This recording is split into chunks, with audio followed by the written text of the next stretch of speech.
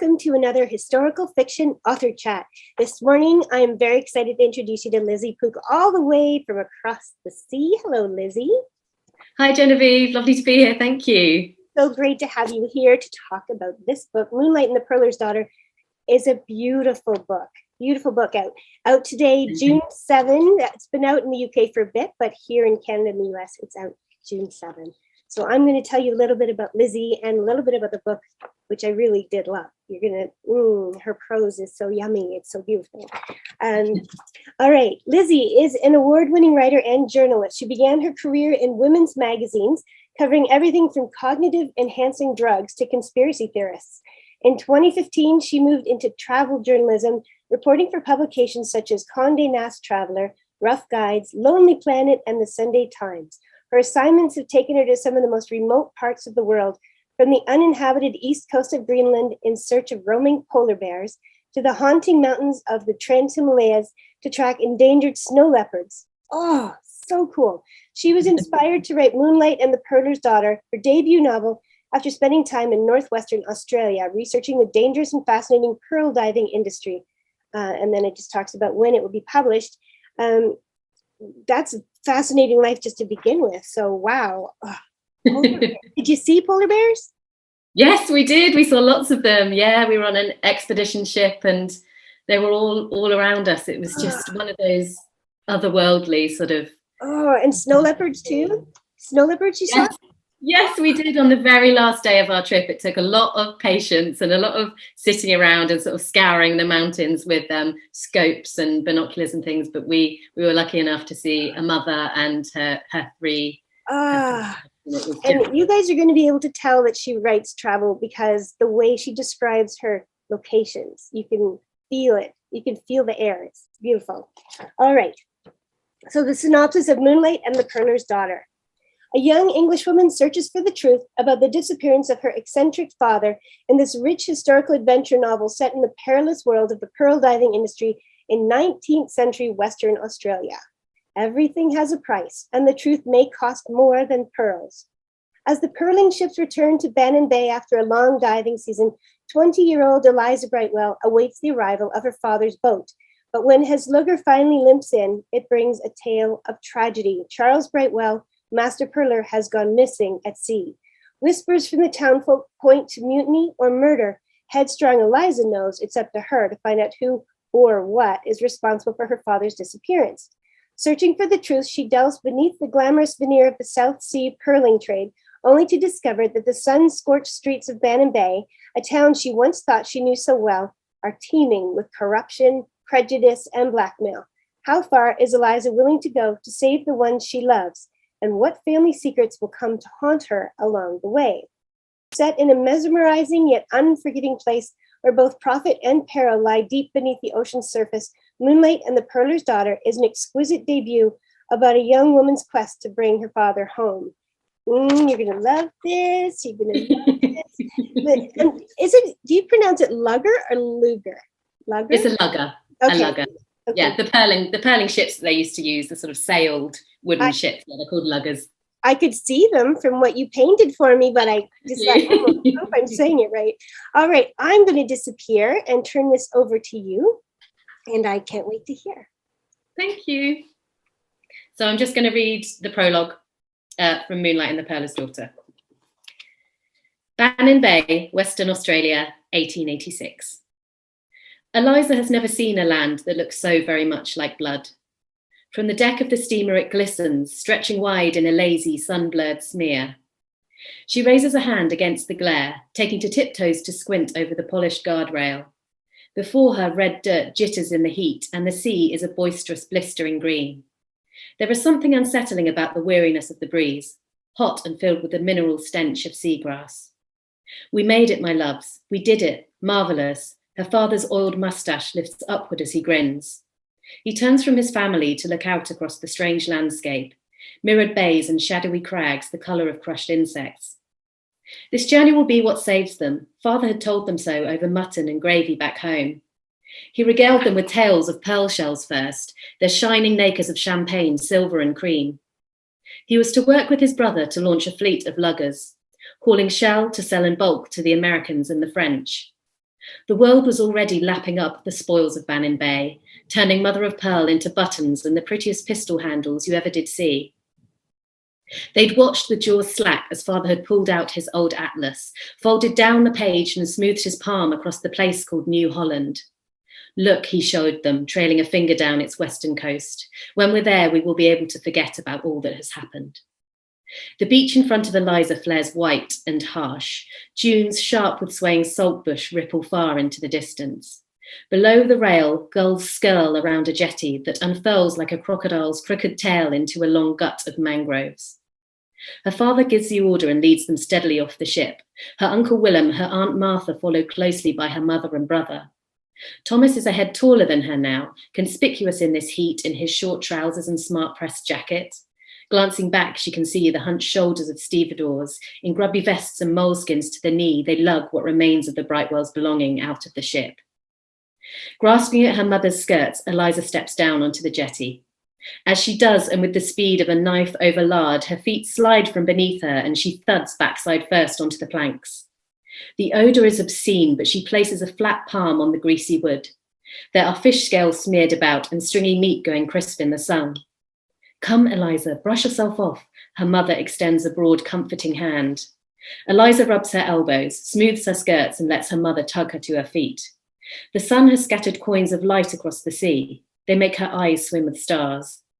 Looking up, she finds the sky obscured by the crescent of her mother's silk hat, the brim so absurdly wide she has seen men cowering from it back home.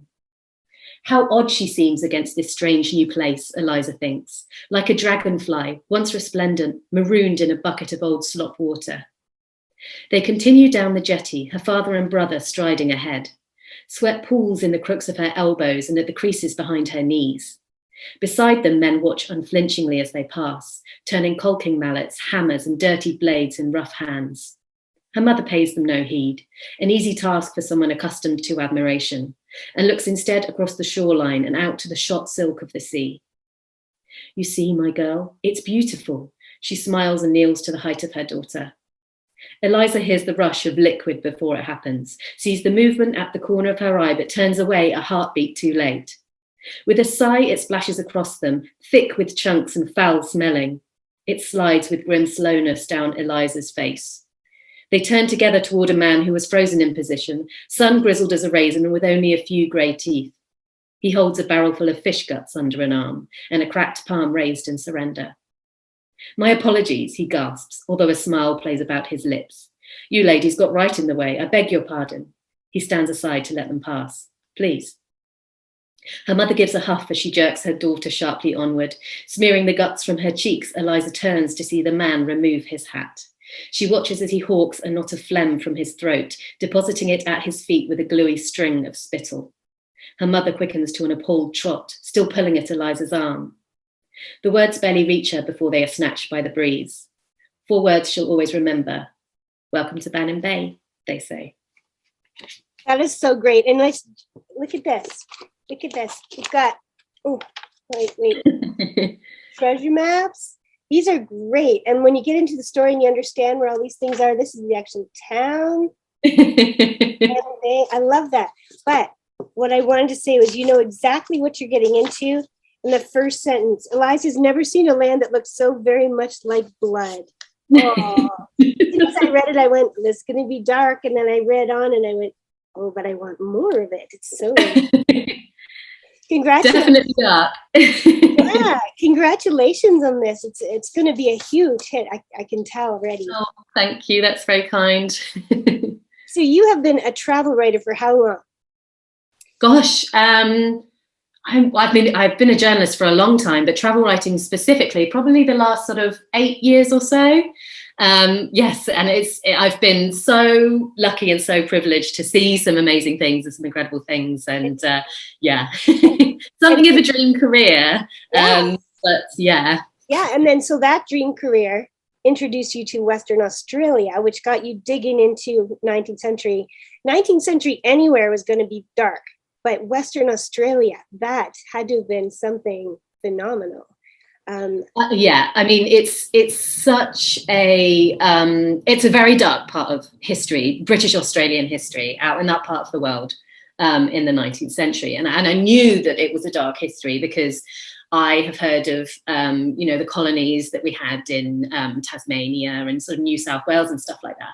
But I didn't know very much about Western Australia and, the impact of white settlement on that coast. And I was really, really shocked at some of the stuff that I found out while researching this novel. And it was very much driven by industry and, white settlers snatching things from the land, such as in this case, pearls from the sea. So yeah, and also the people. There was the abuse and the prejudice of the people out there or something. And I like that you didn't stay away from it. You don't like to hold in your punches, which I really, really appreciate.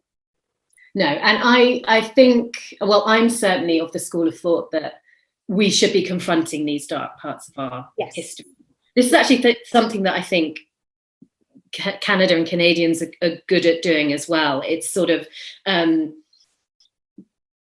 confronting and interrogating the darker parts of our history, because only through doing that will we ever sort of progress or learn. And I thought it was very important, and it would have been disrespectful not, to write a book set in this part of the world and not to fully examine the darker parts of that history. So yes, for sure. Well, Canada's got a long way to go. I'm doing my part. Absolutely, and we have it everywhere. Does yeah.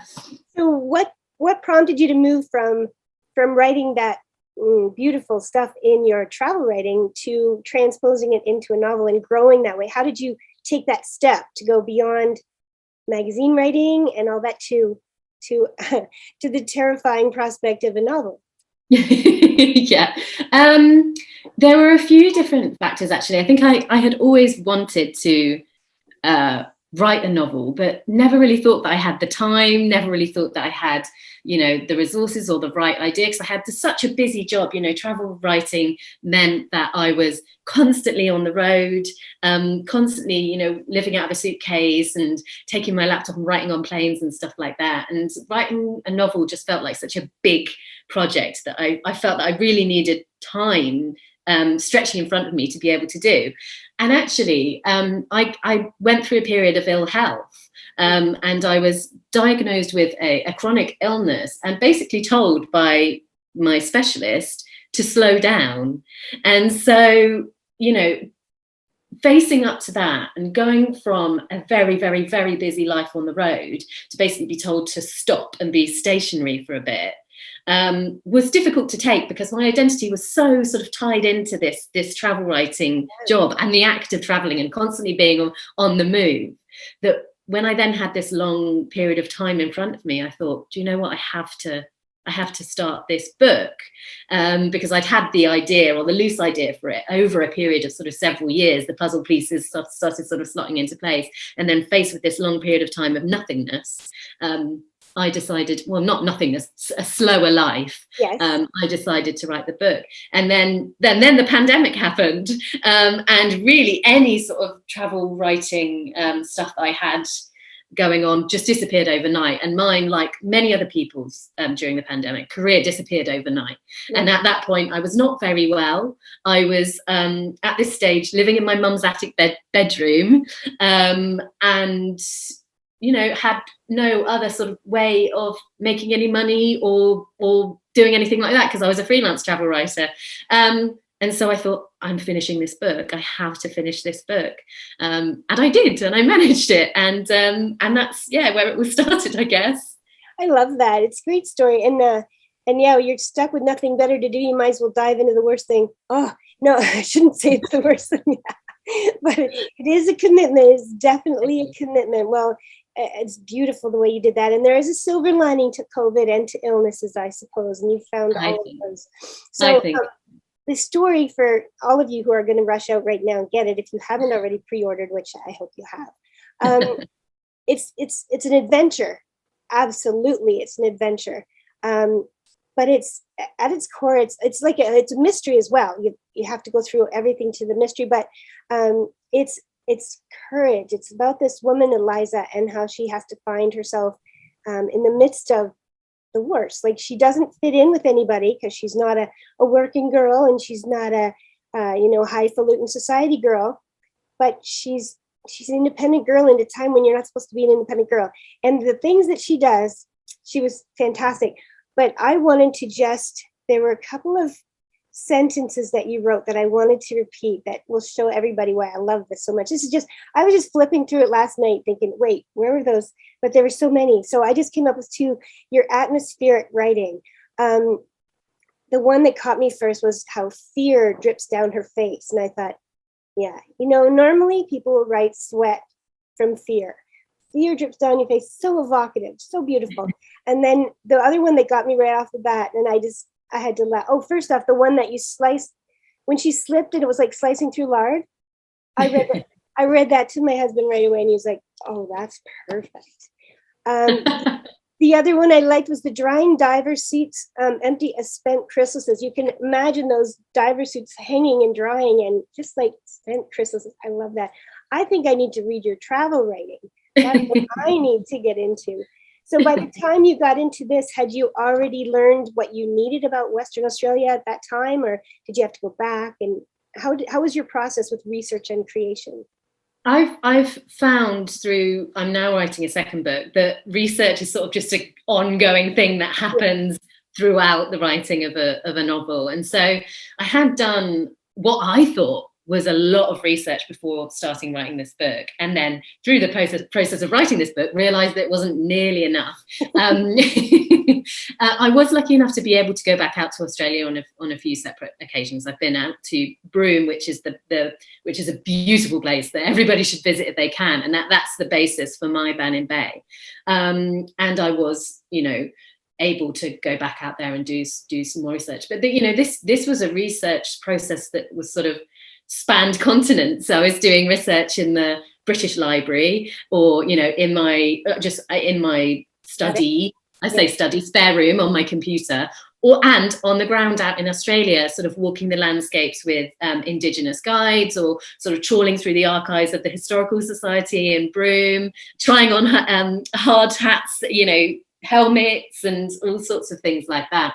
But it was definitely a process of continuing to research the whole way through. And while I was writing my first draft, there were plenty of occasions where I just sort of wrote things like, Axel does something boaty to the boat, because I realized that I needed to research more about these specific boats and how and I think that's the joy of historical fiction and writing historical fiction, is that actually it really shines a light on your blind spots and what you need to research more of. But it was such an interesting research process that it never felt laborious. It never felt like a job, really, that part. That's always my favorite part, doing the research. Yeah. And specifically with this, because actually it's quite a hidden part of history. Yeah. I've had Australian people contact me and say, wow, I had no idea that this took place, or I just didn't know about this industry, or I just didn't know that, these atrocities took place, or just that there was this place called Broome where there was this massive pearl shell boom that was like a gold rush. And so it felt like every day uncovering a secret when I was doing the research, and that really sort of spurred me on. And I think, as writers, it can be tough to be writing that first draft. It can feel like a slog, but but when you've got a topic that fascinates you so much, it makes it that bit easier, I think. Yeah, and then I don't know if it's the same with you, but I end up researching way more than I ever need to write. But it just makes it more special, more important to you. Definitely, yeah. Well, I'm dying to ask you what your next book is, but I'm not going to do it. I'm not going to ask, because I want everyone to go and read this one. I'm going to show it again, because it's just, I didn't know what to expect. It's when you have a debut book like this, I thought, oh, well, so my editors asked me to read it. I would love to read it. Let's see I love this book. So, so I'm not going to ask you about your next one, but I hope that you will come back next time and chat with me about it whenever it's done. And you also should let me know where I can read your travel articles, so I know where to go. Now I know to go to Broome, so that's good. So thank you very much for being with us today, and I wish you all the best on your launch, and all the success going forward. Thank you so much for having me. It's been lovely. Take care. Bye.